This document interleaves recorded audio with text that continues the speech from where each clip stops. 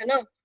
तो अब तुमने ये सोचा है कि तुम लोग जो तुम्हें 10 दिन का मिलेगा, जो दिल्ली वाले स्टूडेंट्स है वो तो अपने एग्जाम्स की प्रिपरेशन करेंगे, जो बाकी स्टेट्स के बच्चे हैं जिनका एग्जाम नहीं है, आप लोग अभी से अपना टारगेट बना लो कि 23 से लेकर 2 अक्टूबर तक तुम लोग क्या करने वाले हो। समझ रहे हो, ये बहुत अच्छा मौका है अवंती में, छुट्टी नहीं मिलती इतनी आसानी से, मैं बता रही हूँ।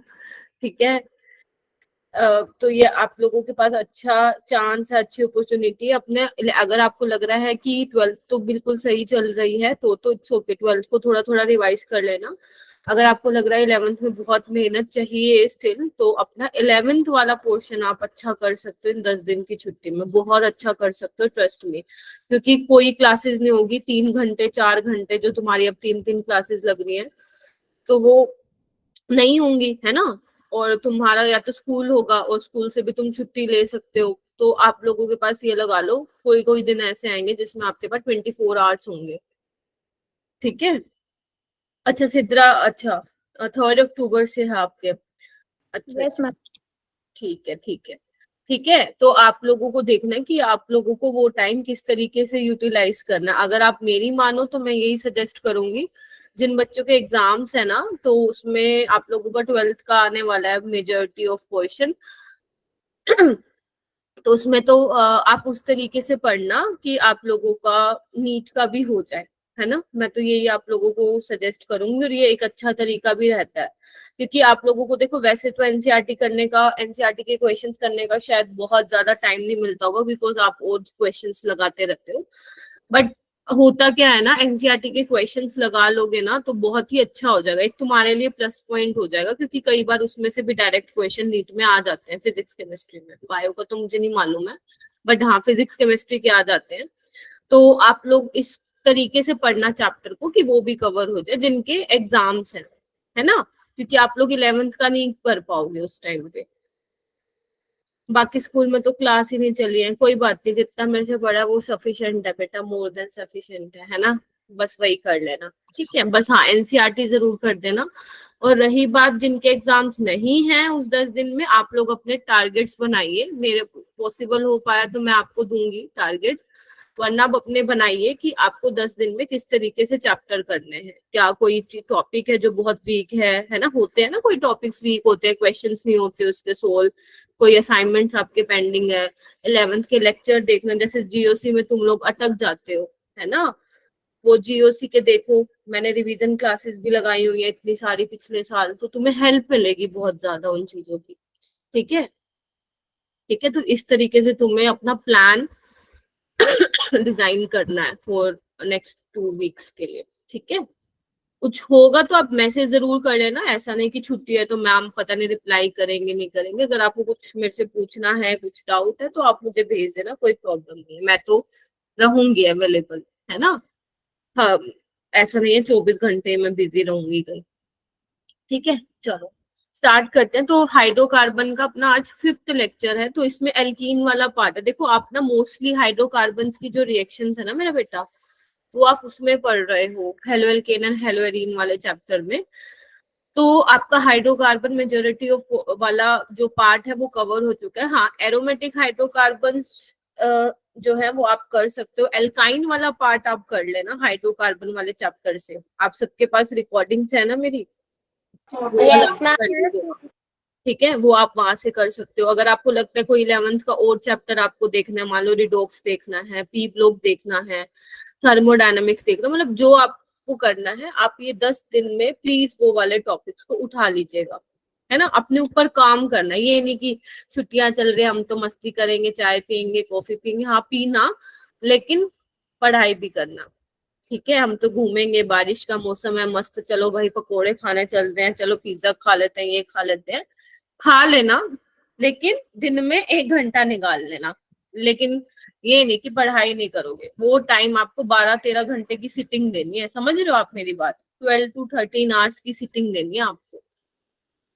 ठीक है। और इन सब से परे एक बात है, अपना आप लोगों का जो मेंटल स्ट्रेस है ना, उसको भी बैलेंस करना है। हम बहुत सारी न्यूज देख रहे हैं बच्चे आए दिन, अगर आप लोग थोड़ा सा फॉलो करते हैं, लाइक न्यूज़पेपर वगैरह पढ़ते हैं या कुछ और आपको कहीं से न्यूज देखते हैं टीवी में, तो आपको पता लग रहा होगा कि कैसी कैसी चीजें हो रही है। इतने मतलब यंग लोग भी वर्क स्ट्रेस की वजह से जो है सुसाइड कर रहे हैं। ठीक है, तो मतलब आप लोगों को थोड़ा सा, हाँ 2017 AR1, और अभी एक और न्यूज आई है, कौन सी कंपनी में जॉब करती थी, EY में, 26 years ओल्ड थी वो, एंड उसने भी उसने सुसाइड नहीं किया, बट वो वर्क स्ट्रेस की वजह से शी पास्ड अवे। तो मतलब ठीक है, ये चीजें हैं कि हमें लाइफ में कुछ करना है, हमें अर्न करना, हमें अपने पेरेंट्स को फाइनेंशियली सपोर्ट करना है, वो देखो सबका रहता है, मेरा भी है। ठीक है, तभी हम लोग, मैं भी अर्न कर रही हूँ एंड आप लोग भी एडमिशन लेंगे कहीं ना कहीं, कोई नीट में नहीं लेगा तो कहीं कोई और लोगा। तो सबसे पहले तो ना आपको अपने चीज, आप नीट को हावी नहीं होने देना अपने ऊपर। आप ये नहीं सोचोगे कि नीट नहीं हुआ तो हमारी जिंदगी बर्बाद है। समझ रहे हो आप मेरी बात? एज अ टीचर मैं आप लोगों को ठीक है मोटिवेट करती हूँ, डांटती भी हूँ कि पढ़ लो, बट स्ट्रेस नहीं लेना है उस चीज का कभी भी लाइफ में, कि ये चीज नहीं होगी तो हम लोग पता नहीं क्या ही हो जाएगा, हमारी जिंदगी में कुछ नहीं बचेगा, हम किसी चीज के लायक नहीं है। कभी भी लाइफ में ये चीज मत आने देना। आप ऑलरेडी बहुत बच्चों से आगे हो बेटा, जो 12th को भी साथ साथ बैलेंस करो एंड अपने कॉम्पिटिटिव एग्जाम को भी बैलेंस करो। सबके बस की बात नहीं होती। When I was in grade 12 ना, मैं सिर्फ बोर्ड्स पे ही फोकस करके परेशान हो जाती थी। Getting my point? मैं कॉम्पिटिटिव एग्जाम की नहीं की थी मैंने उस टाइम पे प्रिपरेशन। तो आप लोग ऑलरेडी बहुत आगे हो। ठीक है, और बस ये सोचना जो आप मेहनत कर रहे हो ना, वो आपकी कहीं ना कहीं जरूर काम आएगी। ठीक है, जरूरी नहीं है कि जिनका नीट में नहीं होता, जिनको MBBS नहीं मिलता, वो लाइफ में कुछ नहीं कर रहे हैं। बहुत लोग बहुत कुछ अचीव कर रहे हैं, है ना? तो बस आपका, आप कितना हार्ड वर्क करते हो ना मेरा बेटा, वो डिसाइड करता है आपकी लाइफ की आगे जर्नी क्या रहने वाली है। लक भी मैटर करता है, बट कई वो सुना होगा आप लोगों ने, अगर आप मेहनत इतनी करते हो ना, तो जो आपकी किस्मत में भी नहीं होता ना, वो भी आपको मिल जाता है। ठीक है, तो हमेशा कभी भी किसी भी चीज को अपने ऊपर हावी नहीं होने दोगे। स्ट्रेस नहीं लेना है कि पूरा दिन, ठीक है थोड़ा बहुत स्ट्रेस नॉर्मल होता है, नो डाउट, बट इतना नहीं लोगे कि पूरा दिन स्ट्रेस में ही लगे हुए हो, पूरा दिन सोचे ही जा रहे हो, नींद नहीं आ रही आपको, खाने पीने का मन नहीं कर रहा, कुछ भी। ये चीजें नहीं होनी चाहिए। अगर किसी के साथ ये चीज होती है, मुझसे बात करा करो। समझ रहे हो आप? ऐसे लोगों को अपने साथ रखो लाइफ में, जो आपको मोटिवेट करते हैं, जिनके साथ आप रह के अच्छा फील करते हैं, खुश फील करते हैं। उन लोगों के साथ मत रहो जो आप लोगों को नेगेटिविटी देते हैं, या जिनसे बात करने में आपको नेगेटिविटी आती है। नहीं, ऐसे लोगों से दूर रहो। और अपने, सबसे बड़ी बात, अपने आप का कंपैरिजन किसी और से मत करना। लाइफ में तुम कहीं भी पहुंच जाओ, जो तुम हो ना, जो तुम्हारी जर्नी है, हो सकता है जो जिस तरीके से तुम्हारी जर्नी रही है अभी तक, किसी और की कैसी जर्नी हमें नहीं पता, किसी और की लाइफ की क्या सिचुएशंस रही हैं, तुम्हारी क्या रही है, वो किसी को नहीं पता, हमें खुद को पता होता है। अपने आप को कभी भी किसी से कंपेयर मत करना, इसने ये कर लिया, इसने ये अचीव कर लिया, आप भी कर सकते हो, बस आपको मेहनत करनी है उस चीज के लिए। ठीक है, अब आप ये नहीं कि मेहनत भी कर रहे हैं स्ट्रेस भी ले रहे हैं, फिर तो कोई फायदा नहीं है। तो विदाउट एनी स्ट्रेस आप मेहनत करो। दिन में होता है आधा आधा 10-15 मिनट, आधा घंटा थोड़ा सा मूड खराब हो जाता है, कई बार हो जाता है, नॉर्मल है, मेरा भी होता है। थोड़ी सी डिमोटिवेशन आ जाती है, क्या ही चल रहा है लाइफ में, कुछ समझ नहीं आ रहा, ये वो होता है, नॉर्मल है। लेकिन उसी टाइम अपने आप को नॉर्मल कर लिया करो आप, कि ठीक है कोई बात नहीं, लाइफ है ना, जीनी है ना सबको, दिक्कतें तो आएंगी, लाइफ नॉर्मल तो बेटा होती नहीं है ना किसी की। कभी सुना है किसी की लाइफ बहुत ही प्यार से सिंपल सी लाइफ चल रही हो? किसी की भी नहीं चलती। ठीक है, तो लाइफ है, स्ट्रगल तो होगा, और स्ट्रगल है तो उसको करने की आप में फिर हिम्मत होनी चाहिए। ठीक है, स्ट्रेस मत लेना बेटा कभी भी। यस, जो होगा देखा जाएगा, आपके हाथ में सिर्फ मेहनत करना है, और कुछ नहीं करना है आपके हाथ में। ठीक है, कुछ चीजें बेटा हमारे कंट्रोल में नहीं होती है ना। आप सिर्फ मेहनत कर सकते हो, अपने आप पे सेल्फ डाउट मत किया करो, मैं ये नहीं कर सकती, मैं ये नहीं कर सकता, मुझसे तो कुछ होगा नहीं। होगा, तुमसे ही होगा। तुम आगे देखना बहुत अच्छी जगह जाओगे, मेहनत करोगे तो। ठीक है, सिर्फ ये मत सोचा करो मैम नीट के लिए पढ़ाती है तो मैम बस नीट के ही रिगार्डिंग ये वो, तो ठीक है, मेरा मेरा कोर्स ही वही है आप लोगों का। तो मुझे नीट के लिए पढ़ाना पड़ता है। बट जो आप पढ़ाई कर रहे हो ना 11th 12th में, आप कोई भी एंट्रेंस दे दो मेरा बेटा, आफ्टर 12th यही चीजें आएंगी। तो ऐसे मत सोचना नीट नहीं तो सारे दरवाजे बंद आपके लिए। There are a lot of options, है ना। अगर आपने 12th अच्छे से पढ़ी है, इवन कई यूनिवर्सिटी तो अपना एंट्रेंस कंडक्ट करवाती है जिसमें सिर्फ 12th का ही पूछा जाता है, 11th का नहीं पूछा जाता। ठीक है, हाँ, आपका जो एम है अपना एम रखो, उसके लिए बहुत मेहनत करो, जी जान लगा दो, हावी मत होने देना उस चीज को कि ये नहीं तो कुछ भी नहीं। ठीक है, तुम ये सोचा, तुम ऐसे वो मत सोचा करो कि हाय राम क्या ही करना पड़ रहा है। आपकी जर्नी है, आपने खुद डिसाइड किया है, आपका एम है, तो उसको अच्छे से अपनी जो प्रिपरेशन, अपनी जर्नी है उसको अच्छे से जियो, बस दैट्स इट।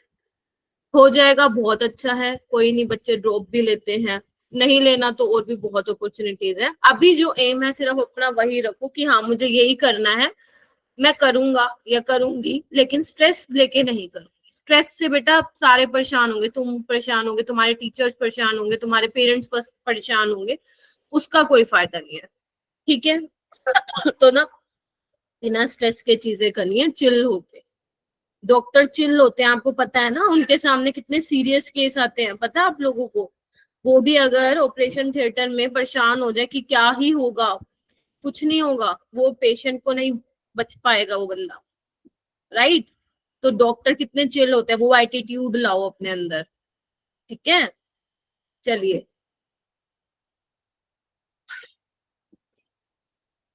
ठीक है, तो कुछ कुछ और रिएक्शंस हैं बेटा जो हम कर लेते हैं यहाँ पे एल्कीन्स की।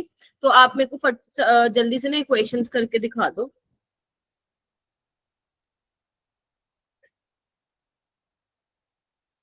करना ये वाला क्वेश्चन।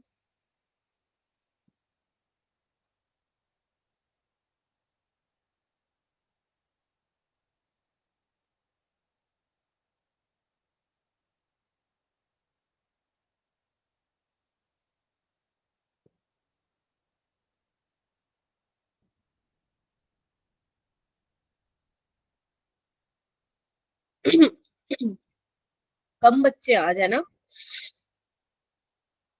मोनिका भी नहीं आई। मोनिका आ गई क्या? नहीं, ठीक है। शिवानी क्या लग रहा है?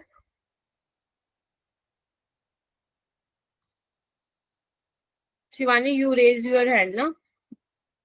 मैम कर रही हूँ अभी। अच्छा, करो फिर करो। शिवानी कह रहे, तनिष्का क्या लग रहा है? ए क्या होगा? मैम ओवर चेक के वहाँ पे पॉजिटिव चार्ज आ जाएगा और डबल बॉन्ड आ जाएगा। ठीक है, एलिमिनेशन रिएक्शन करा दी होगी ना, इवन एलिमिनेशन रिएक्शन। ठीक है, यहाँ पे बेटा वोटर बना होगा, है ना, और यहाँ से फिर एच निकल गया होगा, ये समझ में आ गया। और ऐसे क्वेश्चन ना आदत डालो, मैं बहुत ऐसे क्वेश्चन करवाती हूँ। ठीक है, अभी तो तुम्हारा शुरू नहीं हुआ ऐसे क्वेश्चन, बट मैं बहुत सारे ऐसे क्वेश्चन तुम्हारे आने वाले 12th में, बहुत सारे ऐसे ए से लेकर एच तक मिलेंगे तुम्हें करने के लिए। ठीक है, इसको बोलते sequence type of questions, paper में नहीं आते, पेपर में ही अच्छा परफॉर्म करने के लिए ऐसे क्वेश्चंस की प्रैक्टिस करवाती हूँ मैं। ए ये हो जाएगा, बी क्या हो जाएगा फिर? मैम बी में नॉर्मल हमारी 6 मेंबर की रिंग बन जाएगी। हाँ, डी लग जाएगा यहाँ पे क्योंकि ड्यूटेरियम है ना। ओ यस मैम। ड्यूटेरियम है। ठीक है, उसके बाद बी बन गया, तो वो कह रहे हैं कि आपको डी कोई अल्काइल हैलाइड लेना है, डी कोई अल्काइल हैलाइड है, ठीक है, जिसकी रिएक्शन आप करा रहे हो, कोई सी ले रहे हो, कि वापस आपको क्या बन जा रहा है, ए मिल जा रहा है। तो क्या ले हम, कौन सा अल्काइल हैलाइड ले, बताओ। मैम हाँ 6 डबल, मेंबर की रिंग पर ब्रोमीन या क्लोरीन लगा देते हैं। ठीक है, मैं ये ले लेती हूँ। ठीक है, काम चल जाएगा।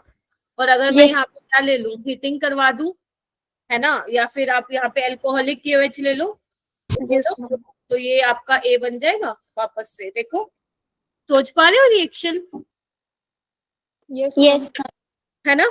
हाँ, तो इसलिए ये दिया था, ये पेपर में नहीं आएगा, बट हाँ थोड़ा सा आप क्या बोलते हैं, क्रिटिकल थिंकिंग स्किल्स ये आपकी इंप्रूव होंगे ये वाले क्वेश्चंस करने से। अभी तो आज शायद कुछ बच्चों ने पहली बार ही किए क्वेश्चन, अब आगे जब हम 11th-12th में चैप्टर्स करेंगे ना, तो फिर ये दूंगी मैं आप लोगों को करने के लिए, ठीक है। चलो चले, ये वाला क्वेश्चन करो।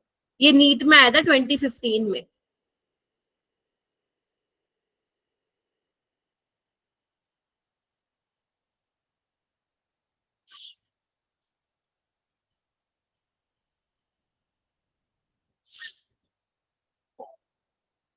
कौन सा प्रोडक्ट नहीं बन सकता है, आपको ये बताना बेटा।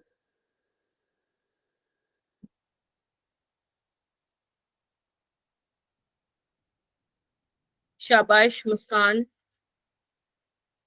तनिष्का, पूर्वा, तमनप्रीत, नहीं हुआ क्या? हो गया। जानवी, अंकिता, दक्ष, सना,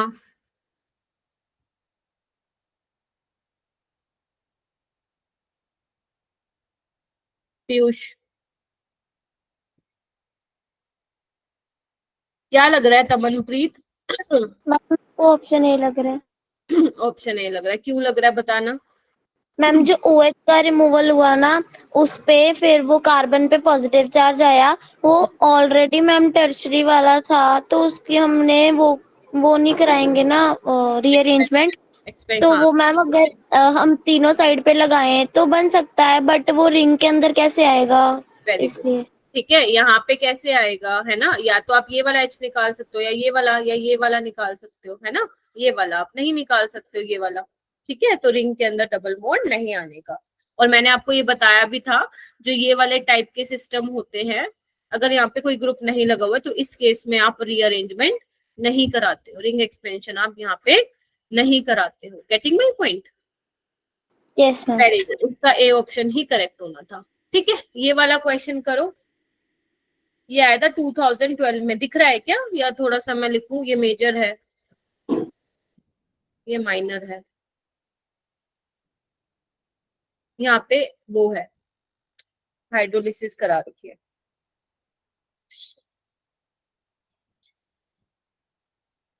जब कभी भी ऑर्गेनिक का क्वेश्चन समझ में नहीं आए, ऑप्शन को जरा निहार लिया करो, अच्छा खासा हिंट मिलेगा तुम्हें हमेशा।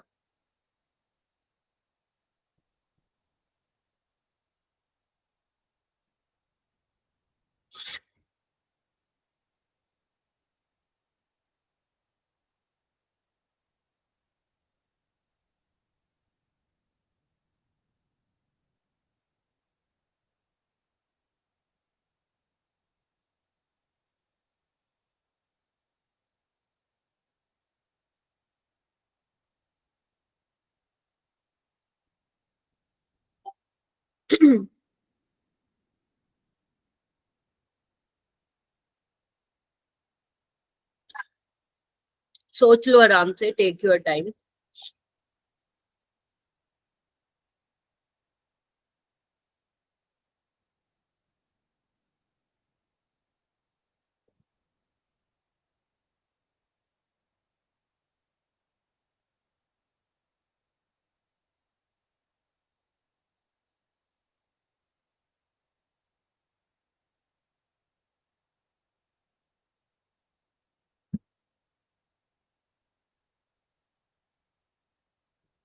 मुस्कान, क्या लग रहा है?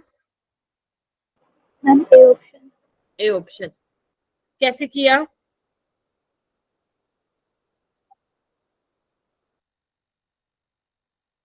मैम जहाँ पे CH डबल बॉन्ड है, वहाँ से रीअरेंजमेंट करा के CH3 लगा दिया तो हो गया। देखो, आ, इसमें क्या है मेरा बेटा, आपके पास एक एल्कीन दे रखी है ना? आप सब में एक बार ना ऑप्शन पे जाओ। ऑप्शन में ना OH लिखा हुआ है ना? मतलब OH लगा हुआ है, यानी कि यहाँ से H+OH नेगेटिव, यानी कि OH negative as a nucleophile आके अटैक करेगा। ठीक है, अब इसमें क्या होता है, वैसे ये मुझे ना देना नहीं चाहिए था क्वेश्चन ऐसे टाइप में आज कराने वाली थी, बट ठीक है कोई बात नहीं, देख लो एक बार। तो होगा क्या, अब आपको ना ये पाई बोन ब्रेक कराना है। अब आप लोगों के पास देखो दो ऑप्शन है, या तो सिग्मा बोन ब्रेक कराओगे या पाई बोन ब्रेक कराओगे। हमें पता है पाई बोन वीक होता है, तो उसी को ब्रेक कराओगे। तो अब तुम्हारे पास दो पॉसिबिलिटी, या तो इसको ऐसे करा दो ब्रेक, है ना, या फिर इसको ऐसे कराना पड़ेगा, हाँ या ना? कौन सा वाला सही रहेगा? ए वाला सही रहेगा, बिकॉज जो कार्बोकेटाइन बनेगा वो सेकेंडरी वाला बनेगा, है ना। तो मैंने Yes. इसको ब्रेक करा दिया और यहाँ पे मेरे पास बन गया कार्बोकेटाइन। और कार्बोकेटाइन बनते ही दिमाग में क्या करना चाहिए कि is there any possibility of rearrangement. तो यहाँ पे मुझे दिख रहा है सेकेंडरी डिग्री है, बट अगर मैं मिथाइल शिफ्ट करा दूंगी तो मेरे पास क्या बन जाएगा, मेरे पास टर्शरी डिग्री बन जाएगा। देखो Yes. ठीक है। अब बस यहाँ पे क्या है, क्योंकि कहीं पे एल्कीन तो नहीं बना रखी है ना, ऑप्शन से जाओ। और वैसे भी एल्कीन बनेगी भी नहीं, हीटिंग भी नहीं है और कोई ऐसा खास रिएजेंट भी नहीं दे रखा।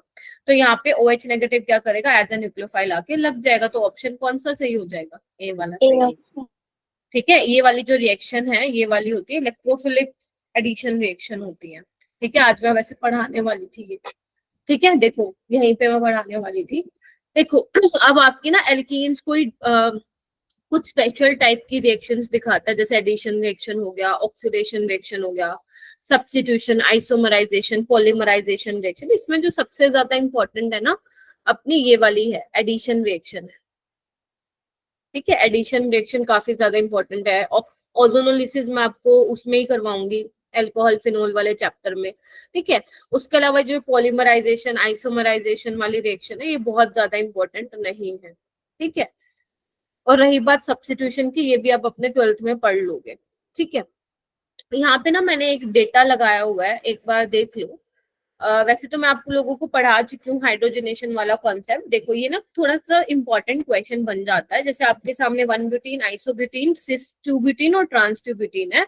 अगर मैं तुम लोगों को कहूँ बेटा इसका हीट ऑफ हाइड्रोजनेशन कंपेयर करो, तो तुम देख रहे हो क्या, सबसे कम अगर मैं बात करूं तो सबसे कम आइसोब्यूटीन का है। देख पा रहे हो आइसोब्यूटीन क्या होता है, ये होता है ये, देख रहे हो सबसे कम इसका है आई वाले का हीट ऑफ हाइड्रोजनेशन। और आपको पता है heat of hydrogenation is inversely proportional to stability, मतलब सबसे ज्यादा स्टेबल फिर आइसोब्यूटीन है अकॉर्डिंग टू दिस, फिर आपका ट्रांस 2-ब्यूटीन वाला है, फिर आपका सिस वाला है। यही बोल रहा है ना ये डेटा। Yes ma'am. ठीक है, जो 1-ब्यूटीन है वो सबसे पीछे आ जाएगा। अब थोड़ा सा दिमाग लगा के सोचो कि जो आइसोब्यूटीन है ना वो ट्रांस ब्यूटीन वाले से भी ज्यादा स्टेबल है, देखो, है ना। अब आपको ना इसको एक्सप्लेन करना है, मैंने आपको बता दिया, पेपर में भी आया तब भी आप कर दोगे क्योंकि मैंने आपको दिखा दिया एक्सपेरिमेंटल वैल्यूज। बट अगर मान लो आपको एक्सप्लेन करना हो कि आइसोब्यूटीन ज्यादा स्टेबल क्यों है ट्रांस ब्यूटीन से, तो थोड़ा सा मुझे बता पाओगे, किसी के अगर दिमाग में कुछ रीजन आ रहा है तो, कि why isobutene is more stable than transbutene? Tertiary carbocation, tertiary कहाँ पे है,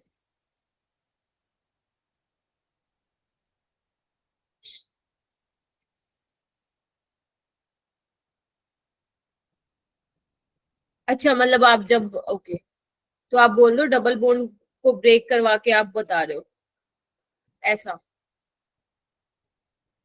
अल्फा हाइड्रोजन तो दोनों में बेटा 6-6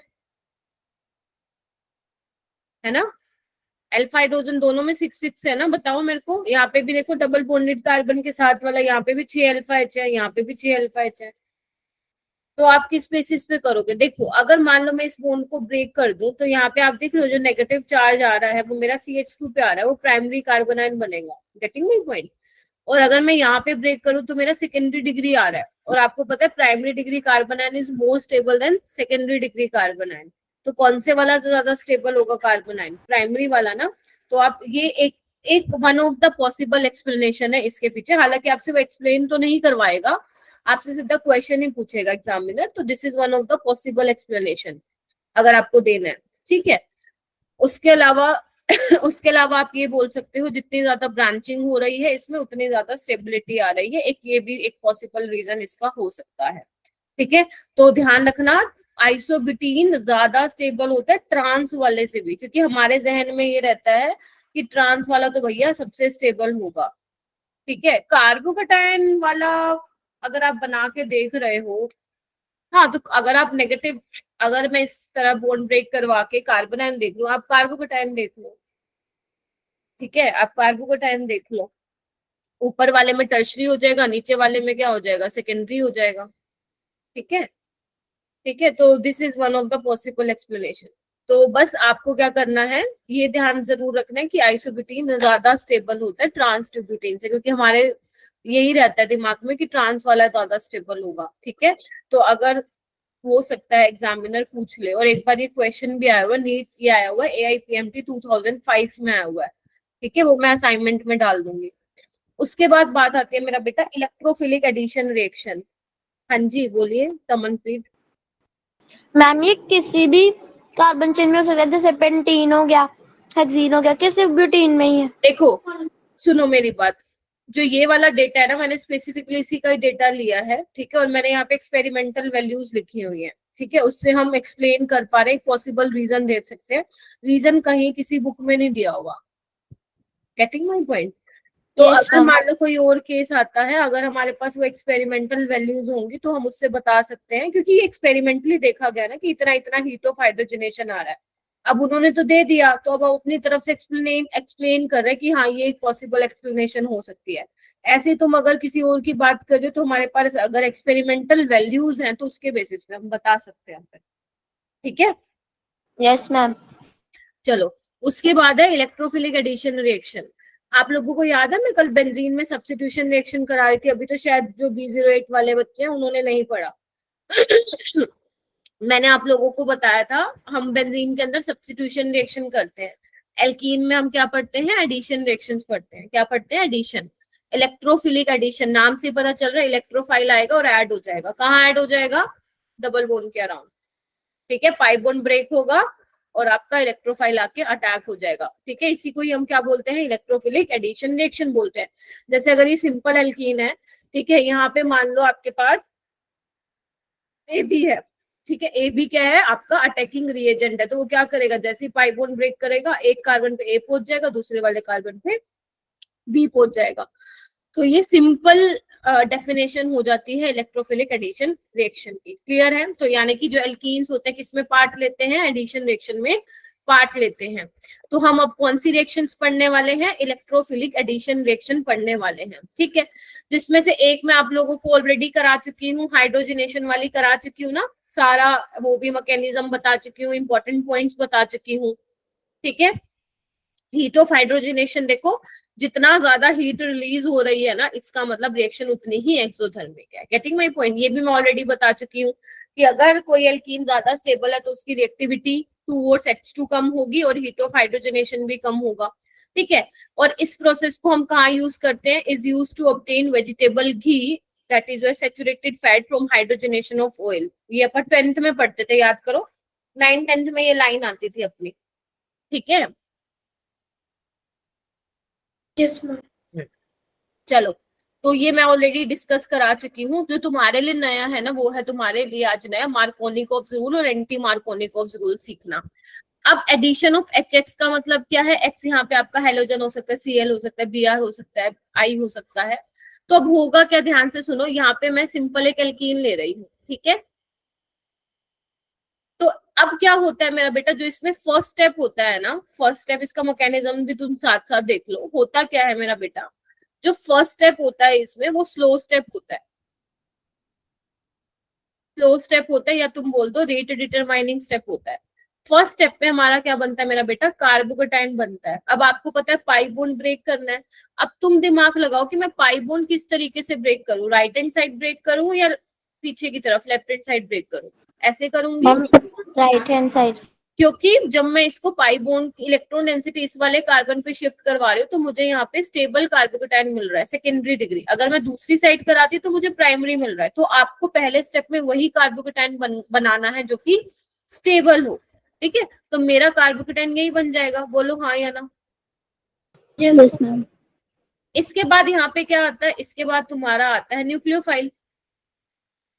देख रहे हो, इसके बाद तुम्हारा क्या आएगा, न्यूक्लियोफाइल आएगा।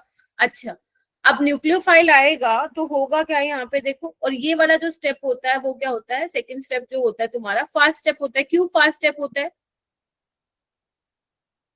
क्योंकि आपके पास क्या है मेरा बेटा, कार्बन पे पॉजिटिव चार्ज है। अब ये इलेक्ट्रॉन डेफिशिएंट है तो ये फटाफट क्या करना चाहेगा, अपने चार्ज को न्यूट्रलाइज कराना चाहेगा। तो यहाँ पे क्या हो जाएगा, न्यूक्लियोफाइल आके अटैक कर देगा। बोलो हाँ या ना। Yes ma'am. क्योंकि ध्यान से सुन लो, अब क्योंकि यहाँ पे कार्बोकेटाइन बन रहा है, तो जब भी कार्बोकेटाइन बनता है ना, तो वहां पे आपको रीअरेंजमेंट के बारे में क्या करना है, सोचना है। ठीक है, जहां जहां पे, क्योंकि यहाँ पे कार्बोकेटाइन बन रहा है, तो अगर रीअरेंजमेंट होती है तो आपको वहां पे करानी है। क्लियर है ये वाली बात? Yes ma'am. अब यहाँ पे Yes, मन ma'am. मार्कोनी का रूल क्या है? देखो, ये ना रूल सिर्फ बना दिए गए हैं केमिस्ट्री में। मैं जनरली इन रूल्स को बहुत ज्यादा तवज्जो नहीं देती हूँ, क्योंकि अगर आपने मार्कोनी को रूल जो बुक्स में लिखा हुआ है ना, उसको रट के अगर तुम नीट के सवाल करोगे ना, तो आपके सारे मतलब 50 पर हो सकता है कि आपके कुछ क्वेश्चन ठीक हो जाएं, लेकिन मोस्ट ऑफ द क्वेश्चन गलत हो जाएंगे अगर आप यही मार्कोनी को रूल का जो डेफिनेशन बुक्स में दिया हुआ रट्टा मार के करोगे। ठीक है, तो मैं आपको समझा देती हूँ कि किस तरीके से आपको ऐसे वाले क्वेश्चंस करने हैं। ठीक है, अब आपको मेरा बेटा, आपको रिएजेंट क्या क्या मिलेंगे, तो ये ध्यान रखो। HX में आपको क्या मिल सकता है? HCl मिल सकता है, HBr मिल सकता है, HI मिल सकता है। तो यहाँ से आपको H प्लस मिलेगा और X नेगेटिव मिलेगा। X नेगेटिव न्यूक्लियोफाइल होगा, H प्लस इलेक्ट्रोफाइल होगा। और आपको क्या मिल सकता है? डाइल्यूट H2SO4 मिल सकता है। तो इसमें एसिड से क्या आएगा? H प्लस आएगा, क्योंकि यहाँ पे डाइल्यूट है, तो यहाँ पे जो न्यूक्लियोफाइल होगा वो OH नेगेटिव होगा।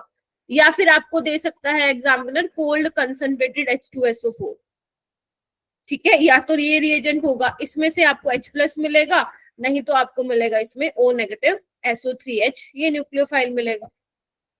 Getting my point? ये तीन दे सकता है एग्जामिनर, या तो वो HX कुछ दे दे, एसिड दे दे, या फिर वो डाइल्यूट सल्फ्यूरिक एसिड दे दे, या वो कोल्ड कंसंट्रेटेड सल्फ्यूरिक एसिड दे दे। ज्यादा कौन सा मिलता है मैम? ज्यादा हमें ये देखने को मिलते हैं रिएजेंट्स। ठीक है, समझ रहे हो आप मेरी बात? Yes Yes, ma'am. ठीक है, मैम, जैसे कि, हाँ बोलो बोलो। मैम HX वाले में फ्लोरीन भी हो सकता है? फ्लोरीन नहीं होगा, फ्लोरीन की रिएक्शंस बहुत ज्यादा वायलेंट होती है, इवन आयोडीन भी तुम्हें देखने को नहीं मिलेगा। Okay ma'am. ठीक है, ज्यादातर आपको क्लोरीन और ब्रोमीन ही देखने को मिलेगा। फ्लोरीन की रिएक्शंस बहुत ज्यादा एक्सप्लोसिव होती है, आयोडिनेशन रिएक्शन काफी स्लो होती है, तो इसलिए हम जनरली HCl और HBr ही लेते हैं। ठीक है, अच्छा Yes. इधर आओ। अब यहाँ पे जैसे आपका न्यूक्लियोफाइल, आपका कार्बोकेटाइन बना था, अगर मान लो इसमें डाला होता है HCl, तो न्यूक्लियोफाइल की जगह वहां पे Cl होता, राइट। अगर वहां पे मान लो डाला होता डाइल्यूट H2SO4, तो वहां पे न्यूक्लियोफाइल क्या होता? OH आके लग जाता। अगर आपका डाल रखा होता कोल्ड कंसंट्रेटेड H2SO4, तो न्यूक्लियोफाइल की जगह आके ये लग जाता, सल्फोनिक वाला O नेगेटिव SO3H लग जाता। ठीक है, अच्छा अब है क्या, जैसे इन्होंने देखो HI ले रखा है। वैसे तो ये रिएक्शंस बहुत ज्यादा वो होती हैं, क्या बोलते हैं, स्लो एंड रिवर्सिबल होता है, बट हाँ एग्जाम्पल के तौर पे इन्होंने दिखा रखे इट्स ओके। तो मान लो तुम्हारे पास ये है सबस्ट्रेट, HI तुम्हारे पास रिएजेंट है ना। अब मार्कोनिकोव रूल क्या कहता है मेरा बेटा? ये सिंपल रूल है, बहुत सिंपल रूल है। ये बोलता है जो भी आप रिएजेंट ले रहे हो, उसका जो नेगेटिव पार्ट है रिएजेंट का, जैसे मान लो आप HCl ले रहे हो, HBr ले रहे हो, आपको पता है H प्लस Br नेगेटिव होता है ना, H प्लस Cl नेगेटिव होता है। Getting my point? तो वो कह रहे हैं कि जो नेगेटिव पार्ट होगा, मैम हीटिंग भी दे दे, नहीं डाइल्यूट H2SO4 नहीं मेरा बेटा, अगर कंसंट्रेटेड H2SO4 और हीटिंग दे रखी होगी ना, तो आप एलिमिनेशन करवाओगे फिर। डाइल्यूट के साथ क्यों नहीं होगी? डाइल्यूट के साथ इसलिए नहीं होगी क्योंकि वहां पे एसिड की कंसंट्रेशन कम है मेरा बेटा। ओके। ठीक है, तो जितनी भी जनरली आप एलिमिनेशन इवन वाली रिएक्शंस देखोगे ना, मैंने जब करवाई भी थी, या तुम कोई और क्वेश्चंस भी लगाओगे, तो वहां पे आपको कंसंट्रेटेड सल्फ्यूरिक एसिड या कंसंट्रेटेड आपको फॉस्फोरिक एसिड ये आपको दिए जाएंगे, डाइल्यूट वाला नहीं दिया। ओके। ठीक है, हाँ जी। तो यहाँ पे क्या है, हमें पता है H प्लस और Cl नेगेटिव। तो यहाँ पे मार्कोनिकोव रूल क्या कहता है, जो नेगेटिव पार्ट है रिएजेंट का, वो कहाँ पे जाएगा? जहाँ पे नंबर ऑफ हाइड्रोजन क्या है? कम है। नंबर ऑफ हाइड्रोजन क्या है? कम है। यहाँ पे नंबर ऑफ, देखो डबल बॉन्ड के अराउंड चेक करना आपको, नंबर ऑफ हाइड्रोजन यहाँ कम है, तो यहाँ पे इन्होंने क्या कर दिया? नेगेटिव पार्ट यानी कि आयोडीन लगा दिया। अब यहाँ पे देखो डबल बॉन्ड के अराउंड नंबर ऑफ हाइड्रोजन कहाँ कम है? यहाँ पे है ही नहीं, तो यहाँ पे क्या लगा दिया? आयोडीन। लेकिन हम क्या है, बहुत ही समझदार है, हम इसको इस रूल से नहीं करेंगे, हम इसको करेंगे चेक स्टेबिलिटी ऑफ कार्बोकेटाइन से। ठीक है, कैसे करोगे? कार्बोकेटाइन से देखो, डबल बॉन्ड ब्रेक करवाना है एक बार,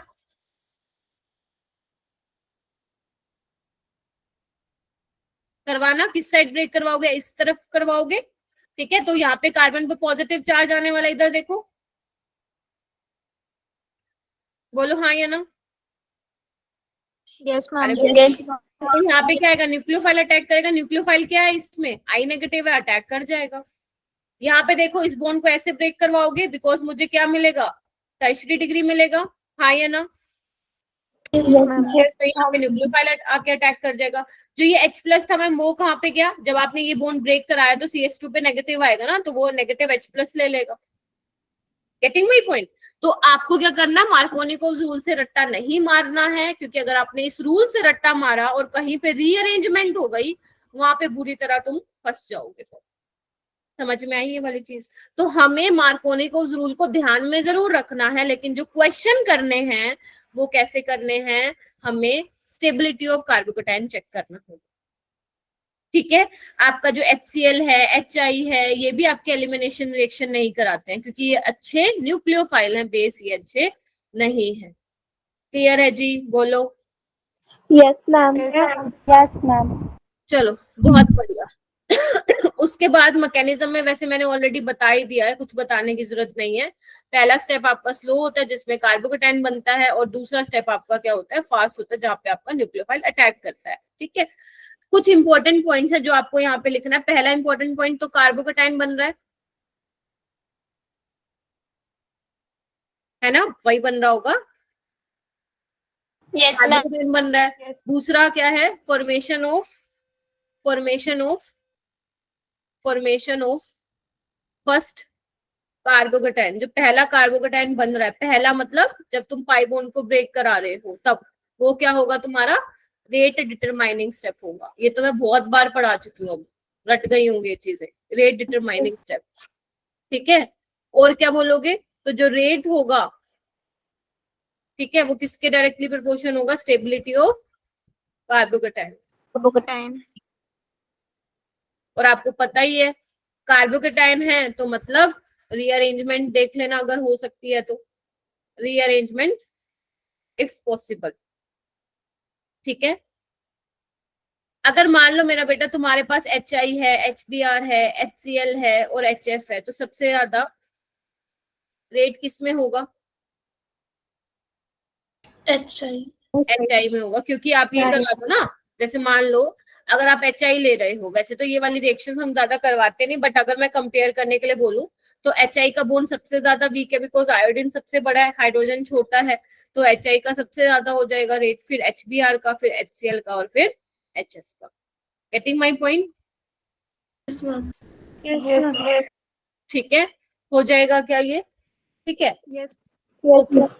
और यहाँ पे अटैकिंग रिएजेंट क्या है, यहाँ पे हम पढ़ क्या रहे हैं, हम इलेक्ट्रोफिलिक एडिशन रिएक्शन कर रहे हैं। इलेक्ट्रोफिलिक मतलब इलेक्ट्रोफाइल आएगा आपको, मैम यहाँ पे तो आप न्यूक्लियोफाइल का एडिशन करा रहे हो, हाँ, क्योंकि यहाँ पे इलेक्ट्रोफाइल क्या है, H प्लस है ना, तो H प्लस तो यहाँ पे आ ही रहा है, देख पा रहे हो, क्योंकि जैसे ही आप बोन ब्रेक कराओगे तो नेगेटिव चार्ज जो आएगा कार्बन पे वो H प्लस ले लेगा।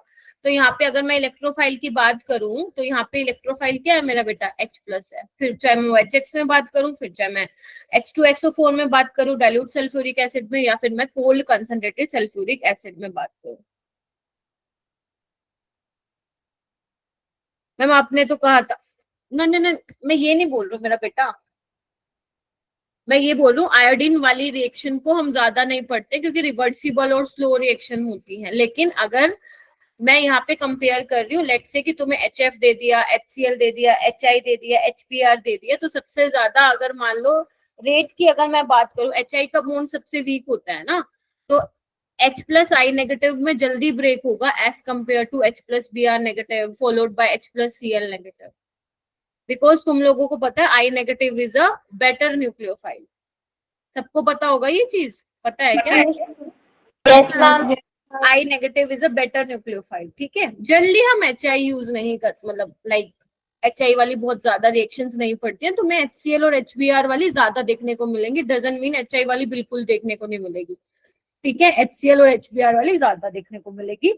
और ये बात भी सच है कि I नेगेटिव जो है बेटर न्यूक्लियोफाइल होता है, ये मैंने ऑलरेडी आपको पढ़ा दिया, ठीक है।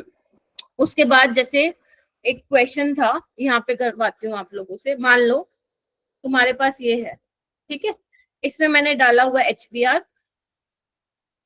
एक मैंने डाल दिया डाइल्यूट सल्फ्यूरिक एसिड, और एक मैंने डाल दिया कोल्ड कंसंट्रेटेड सल्फ्यूरिक एसिड। क्या तुम मुझे तीनों में प्रोडक्ट बता सकते हो क्या, ABC क्या बनेगा?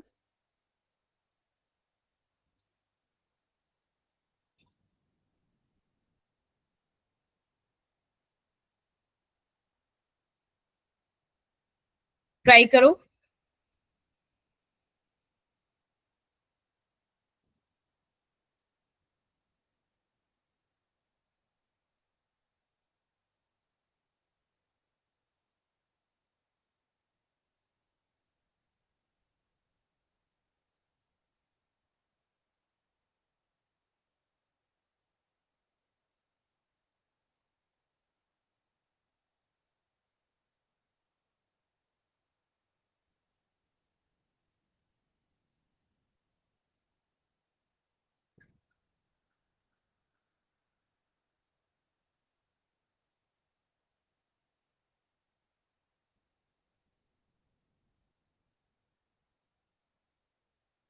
पहले तो डबल बॉन्ड को ब्रेक करवाओ, कहाँ करवाओगे?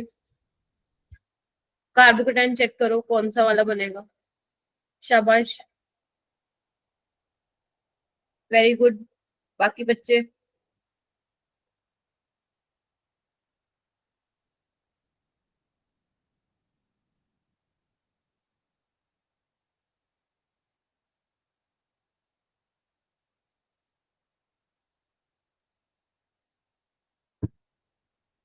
क्या लग रहा है? यही कार्बोकेटाइन बनाया आप सबने, यस मैम। लेकिन रीअरेंजमेंट भी यहाँ पे हो जाएगी। Yes ma'am. ठीक है, तो ये फाइनल हमारा बन जाएगा कार्बोकेटाइन। ठीक है, तो मैं इसको हटा दे रही हूँ। राइट, चलो अब ए में क्या बनेगा?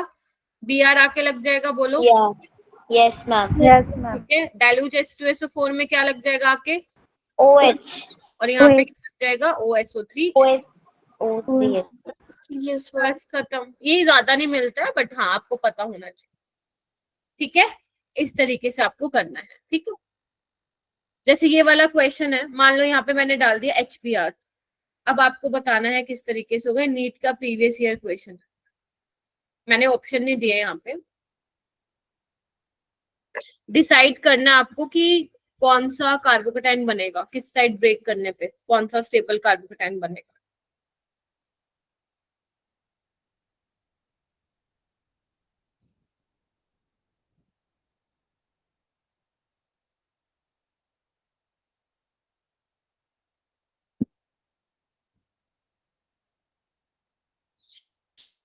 शाबाश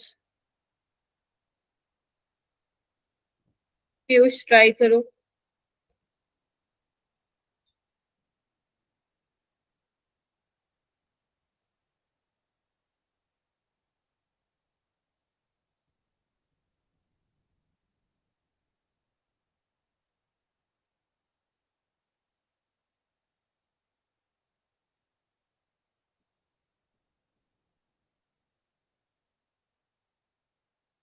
जानवी क्या लग रहा है बेटा? मैम वो जो डबल बॉन्ड है ना वो NO2 के साइड ब्रेक करवाएंगे। वेरी गुड, यही है, क्योंकि यहाँ पे जो पॉजिटिव चार्ज आएगा OMe क्या करेगा, उसको अपने प्लस M वाले इफेक्ट से स्टेबलाइज करेगा। ठीक है, समझ में आ गया? बिकॉज इलेक्ट्रॉन डोनेटिंग ग्रुप क्या करता है, स्टेबिलिटी ऑफ कार्बोकेटाइन को बढ़ाता है ना। तो यहाँ पे ये आ जाएगा और यहाँ पे आ जाएगा पॉजिटिव चार्ज, तो मैं डायरेक्ट बना दे रही हूँ, यहाँ पे तुम्हारा Br आ जाएगा। तो फाइनल प्रोडक्ट वो होगा जो मैंने अभी बनाया है। ठीक है, yes ma'am. Yes ma'am. Okay, ये वाला क्वेश्चन कीजिए।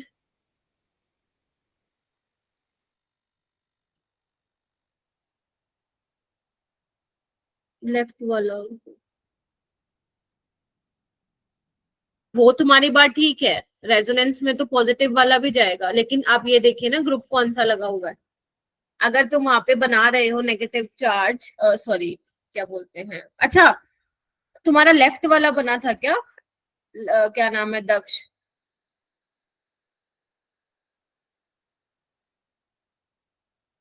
अच्छा, तुमने लेफ्ट वाले में Br लगा दिया था।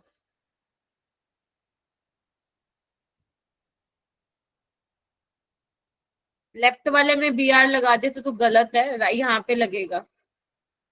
ठीक है, हाँ अगर आप ये सोच रहे हो कि यहाँ पे नेगेटिव चार्ज आएगा, इलेक्ट्रॉन विड्रॉइंग ग्रुप है तो वो स्टेबलाइज करेगा उसको, यस।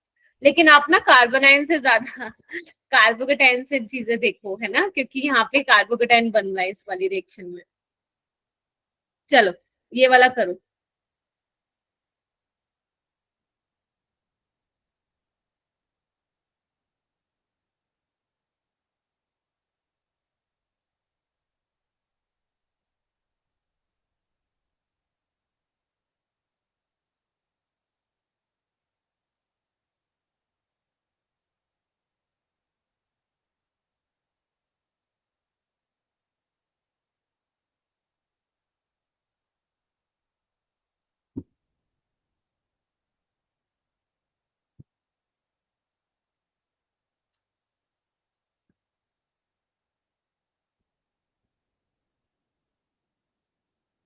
क्या लग रहा है? Fourth option. D D option. B option क्यों लग रहा है तुम लोगों को?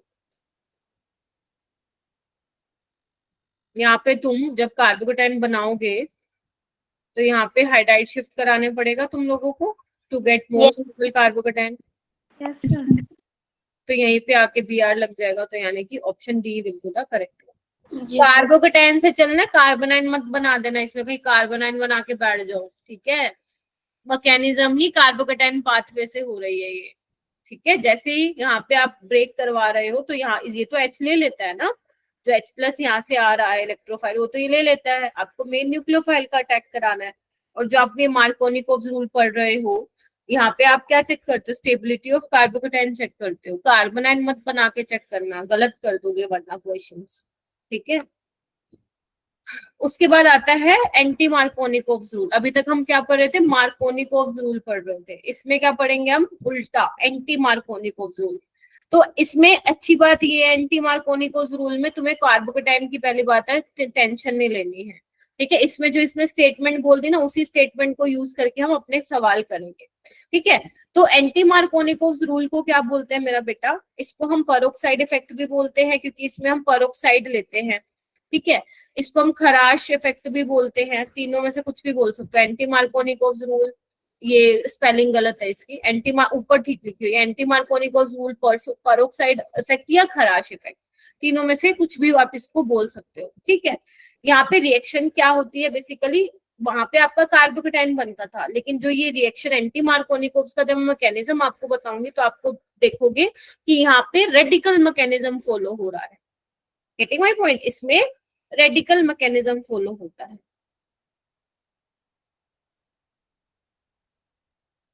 ठीक है। अब रेडिकल मैकेनिज्म होता है तो आपको सबसे पहले इनिशिएटर लेना पड़ेगा कोई, जिससे आपके रेडिकल मिले, जिसको, है ना, सनलाइट की प्रेजेंस में। उसके बाद हम प्रोपेगेशन वाला स्टेप देखेंगे, उसके बाद हम टर्मिनेशन वाला स्टेप देखेंगे। Getting my point?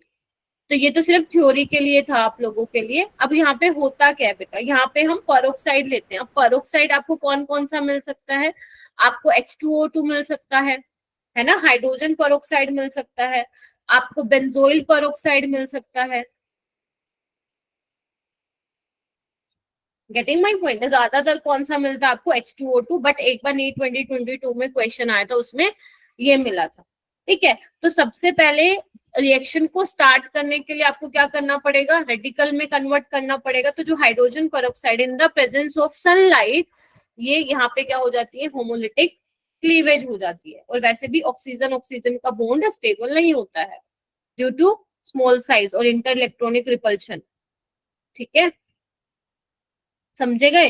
तो यहाँ पे क्या होता है? रेडिकल मिल जाते हैं इस तरीके से। अब क्योंकि यहाँ पे मैंने मैम HBr क्यों लिया है? क्योंकि मैं आप लोगों को बता देना चाहती हूँ, जो भी हम एंटी मार्कोनिकोव्स रूल देखते हैं वो सिर्फ हम किस केस में पढ़ते हैं? HBr in the presence of peroxide. अगर तुम्हें किसी रिएक्शन में HBr और पेरोक्साइड लिखा मिल जाता है, उसी केस में तुम्हें सिर्फ एंटी मार्कोनिकोव्स रूल लगाना है और किसी में नहीं लगाना।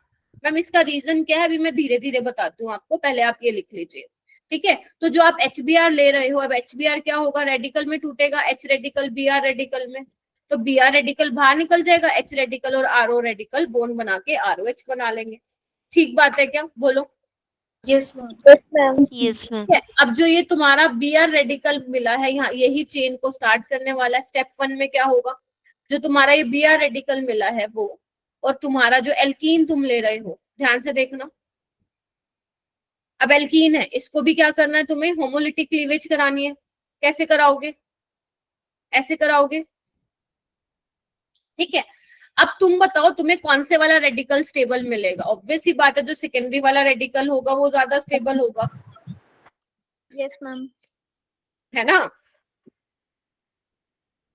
तो यहाँ पे देखो मैं क्या कर रही हूँ, यहाँ पे एक रेडिकल बन गया, और जो यहाँ पे रेडिकल, इधर देखो प्राइमरी रेडिकल स्टेबल नहीं होता, मतलब वो ज्यादा रिएक्टिव होगा, तो Br रेडिकल उसके साथ क्या कर जाएगा, रिएक्ट कर जाएगा। हाँ ये ना, Yes. Yes, ma'am. ठीक है। फिर नेक्स्ट स्टेप में क्या होगा, स्टेप 2 में ध्यान से सुनना। ये स्टेप हो गया, क्या किया मैंने, एल्कीन लिया, और जो Br रेडिकल जनरेट हुआ था इनिशिएशन वाले स्टेप में, रेडिकल जनरेट किया। हमें पता है सेकेंडरी वाला रेडिकल ज्यादा स्टेबल होता है, प्राइमरी वाला कम स्टेबल होता है, ज्यादा रिएक्टिव होगा, तो Br रेडिकल प्राइमरी वाले रेडिकल के साथ इस तरीके से बॉन्ड बना लेगा। अब सेकेंड स्टेप में क्या होगा, जो ये रेडिकल तुम्हारा बना है, अब ये किसके साथ रिएक्ट करेगा, जो आपका ROH निकला था, ROH। अब क्या करोगे, इसमें OH का बॉन्ड ब्रेक कराओगे, रेडिकल बनाओगे, तो ये H रेडिकल जो निकलेगा वो इसके साथ कंबाइन हो जाएगा। देख पा रहे हो, CH2Br, और ये बाहर निकल जाएगा। समझ रहे हो, यस मैम। तो इस तरीके से यहाँ पे 2 स्टेप इस तरीके से रिएक्शन हो रही है, ठीक है। अच्छा मैम, ये आपसे हमसे पूछा जाएगा कि मैकेनिज्म, नहीं, आप लोगों से मैकेनिज्म नहीं पूछा जाएगा, आपसे कोई भी नहीं पूछ रहा मैकेनिज्म, ठीक है। चेन टर्मिनेशन में क्या होता है कि एक जो R रेडिकल जनरेट हुआ है वो क्या करेगा, अपने ही किसी R रेडिकल के साथ कंबाइन करके क्या बना लेगा, RR बना लेगा। R रेडिकल हो सकता है Br रेडिकल के साथ कंबाइन कर ले, Br रेडिकल हो सकता है अपने ही किसी Br रेडिकल के साथ कंबाइन होके ये कर ले, तो ये होते हैं चेन टर्मिनेशन स्टेप। आपसे पेपर में ये नहीं पूछा जाएगा, ठीक है। अच्छा, आपसे पूछा जाएगा यहाँ पे इंपॉर्टेंट पॉइंट क्या है, ठीक है। यहाँ पे पहली बात है, इंपॉर्टेंट पॉइंट क्या है, attacking reagent. Br radical attack कर रहा था, ठीक है। फिर उसके बाद बोल रहे हैं सेकंड स्टेप, मतलब जो सेकंड पॉइंट है वो क्या है, attack of halogen free radical is the rate determining step. जहाँ पे Br रेडिकल अटैक कर रहा था वो आपका रेट डिटरमाइनिंग स्टेप था। उसके बाद बोल रहे हैं कि HCl in the presence of peroxide, ध्यान से सुन लो, अगर तुम्हें मान लो यहाँ पे दे दिया जाए एल्कीन, HCl दे दे और एक में डाल के दे दे same HCl in the presence of peroxide, तो दोनों के केस में ही कार्बोकेटाइन वाला मैकेनिज्म फॉलो होगा। क्लियर है, यहाँ पे एंटी मार्कोनिकोव रूल नहीं लगाओगे।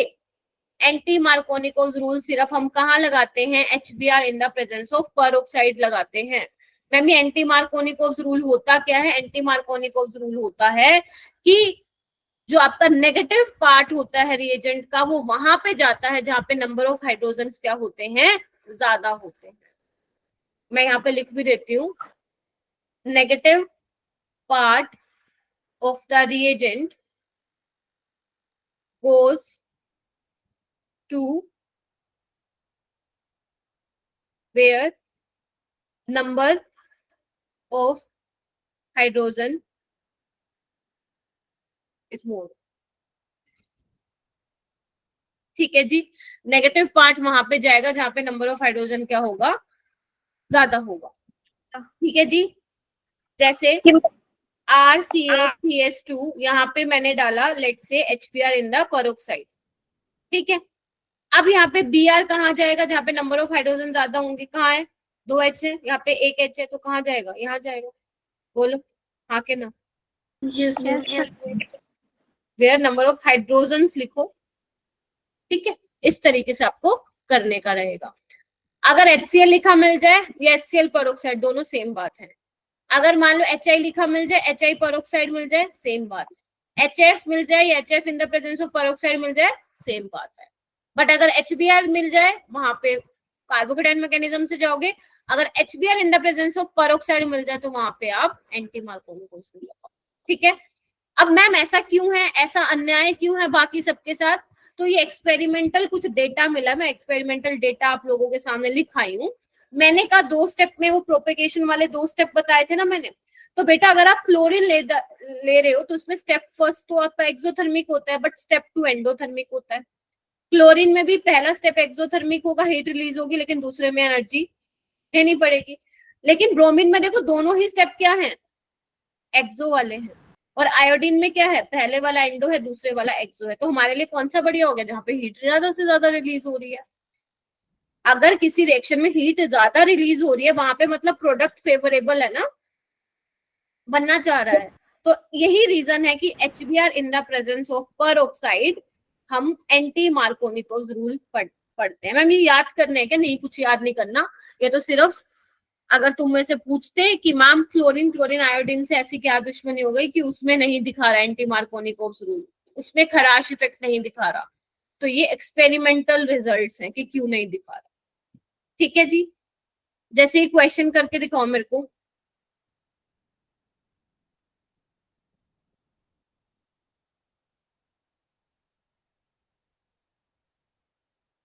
पहला क्वेश्चन है तुम्हारे सामने।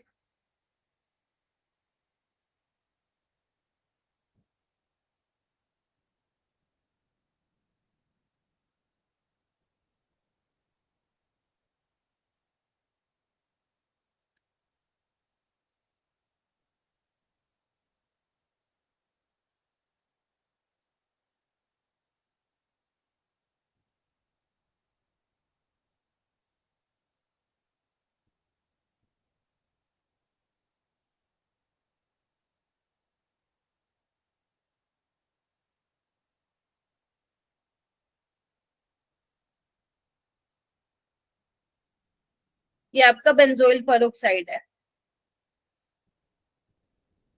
यहाँ पे H नहीं होता, वहां पे ठीक कर लेना। एक सेकंड,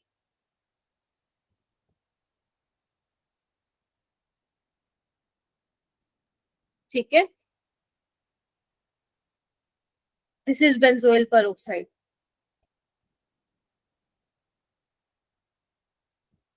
तो दोनों ही पेरोक्साइड है, ऊपर वाला भी। बताओ भाई कहाँ लगाऊं ऊपर वाले के केस में Br? टर्शरी वाले पे। टर्शरी वाले पे। यहाँ पे लगाऊं? पर यहाँ पे तो एंटी मार्कोनिकोव जरूर लग रहा है ना, यस मैम। तो यहाँ लगाओ बॉन्ड को। अब हाँ एक चीज और, अगर आप ऐसे बॉन्ड को ब्रेक करवा के देख रहे हो ना, तो वो मत करना इसमें, वहां फिर कार्बोकेटाइन मैकेनिज्म फॉलो करें। सिंपल देखो यहाँ पे कितने हाइड्रोजन है, 2, और यहाँ पे 1 है, तो कहाँ पे लगेगा Br, जहाँ पे नंबर ऑफ हाइड्रोजन ज्यादा है, यानी कि यहाँ पे इस तरीके से। ठीक है, नंबरिंग हाँ दक्ष ने तो नाम भी बताया है, 1 bromo 2 methyl pentane, 1 2 3 4 5, yes 1 bromo 2 methyl pentane. Next में देखो, नेक्स्ट में आपका DBr दिया है आपको, कहाँ लगेगा DBr? देखो यहाँ पे 2 H है, यहाँ पे 1 H है, कहाँ पे लगेगा Br? हम एक एच वाले पे। एक एच वाले एक H पे क्या लगेगा? मैम डी पर ये तो एंटी मार्कोनिकोव्स है ना, यहाँ लगेगा Br तो। मैम DBr दिया है, HBr नहीं दिया। अरे भाई साहब, ड्यूटेरियम हाइड्रोजन का आइसोटोप है, ठीक है, DBr भी दे रखा, अरे कोई बात नहीं भाई, DBr भी दे रखे है, एंटी मार्कोनिकोव्स ही लगाना है, ठीक है। और यहाँ पे क्या लग जाएगा तुम्हारा, Br लग जाएगा, ठीक है। Okay ma'am.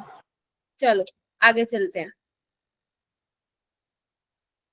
ये वाला क्वेश्चन करो।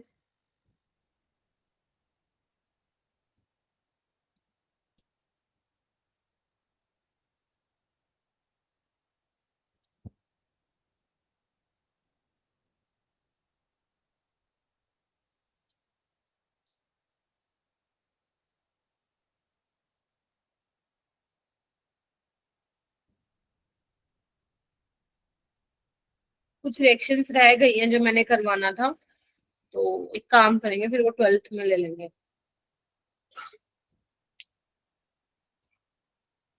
क्या लग रहा है सना? Ma'am D option. ये तो बहुत सिंपल था, प्रोपीन की रिएक्शन करानी है HBr in the presence of peroxide, ठीक है। तो आपको क्या मिलेगा, एन प्रोपाइल ब्रोमाइड मिलेगा। ठीक है, ये क्वेश्चन करो।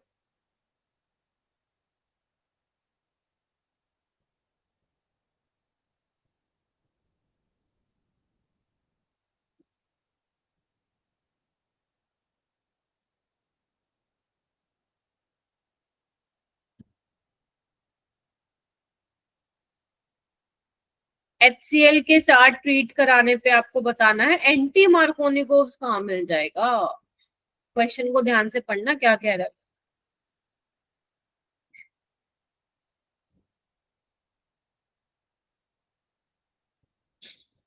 बहुत अच्छा क्वेश्चन है, बहुत बढ़िया क्वेश्चन।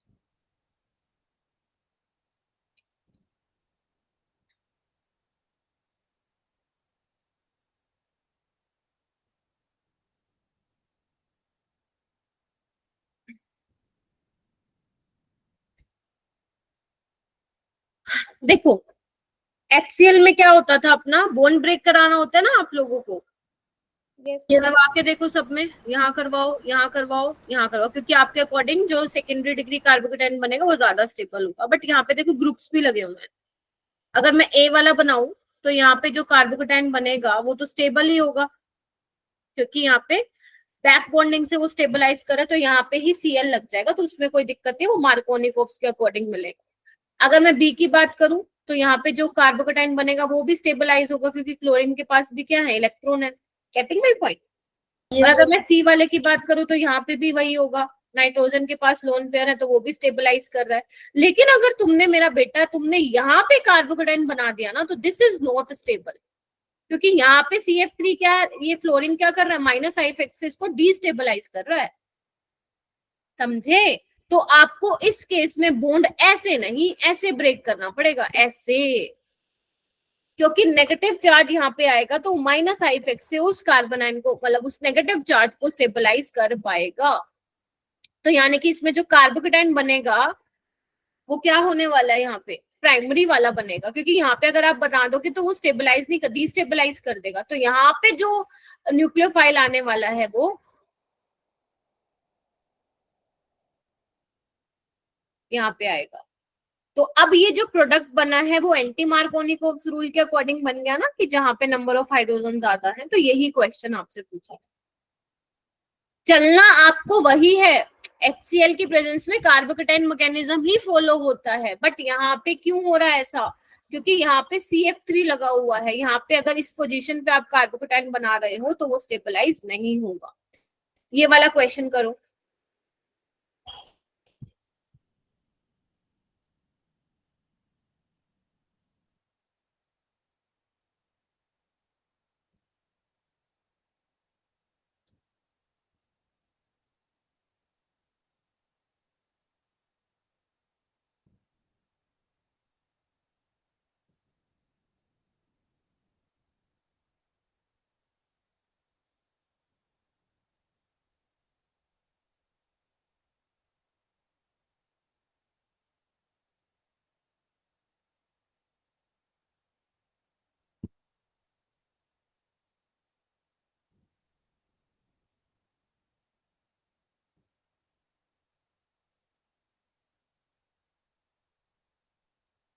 क्या लग रहा है?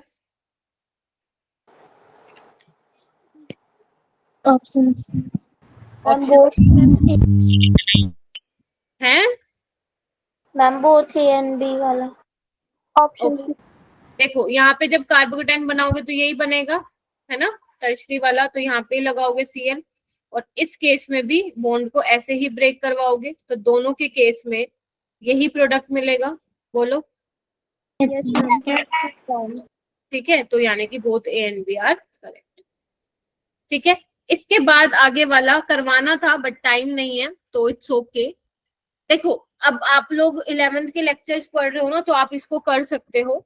वैसे मैं 12th में भी ले लूंगी, थोड़ा बहुत लेना पड़ेगा क्योंकि आएंगी रिएक्शंस उसमें।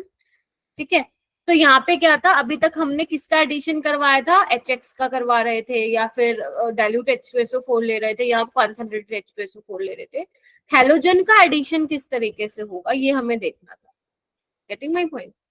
हेलोजन का एडिशन, जैसे मान लो अगर तुम यहाँ पे वो ले लेते हो Br2 ले लेते हो इन द प्रेजेंस ऑफ CCl4, ठीक है, Cl2 ले लेते हो, तो उनका एडिशन किस तरीके से होगा ये हमें देखना है फिलहाल, ठीक है।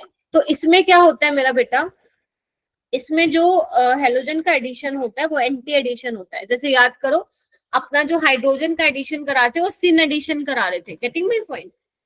यस हेलोजन का एडिशन हम कैसे कराते हैं, हेलोजन का एडिशन कराते हैं हम एंटी एडिशन होता है। अब एंटी एडिशन में ऐसे ही बोल रहे हो आप, नहीं, पूरा मैकेनिज्म होता है इसके पीछे। तो ये जो प्रोडक्ट बनाया हुआ है ना, वैसे तो ऐसे भी ठीक है क्योंकि यहाँ पे स्टीरियोकेमिस्ट्री फिलहाल नहीं है, बाकी इस तरीके से दिखाओगे तो बेटर तरीके से समझ में आएगा। तो जैसे ही आपने पाई बोन ब्रेक किया, एक हेलोजन यहाँ एक हेलोजन यहाँ, both should be in anti position, क्योंकि यहाँ पे स्टीरियोकेमिस्ट्री डिफाइन नहीं है तो यहाँ पे आप कहीं पे भी लगा सकते हो, डजंट मैटर, ठीक है। और इसको हम बोलते हैं विसिनल डाइहैलाइड। विसिनल मतलब क्या है, एडजेसेंट कार्बन पे अगर आपके हेलोजन लगे हुए हैं, और अगर एक ही कार्बन पे लगा होता है तो हम बोलते हैं geminal dihalide, getting my point. Vicinal dihalide, geminal dihalide, ठीक है। अब ये कैसे कैसे होते हैं आप इसको पढ़ सकते हो, इंपॉर्टेंट तो है ही, नो डाउट, ठीक है। तो आप एक काम करेंगे, आपको ये वाला लेक्चर देखना है मेरे उससे रिकॉर्डिंग से, प्रॉपर्टीज ऑफ एल्कीन वाले से, ठीक है।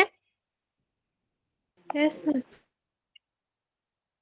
देखना है मतलब देखना है, ठीक है, क्योंकि इसमें कुछ कुछ इंपॉर्टेंट चीजें जो आप लोगों को पता चलेंगी कि हम आयोडीन क्यों नहीं ले रहे हैं इसमें, ठीक है।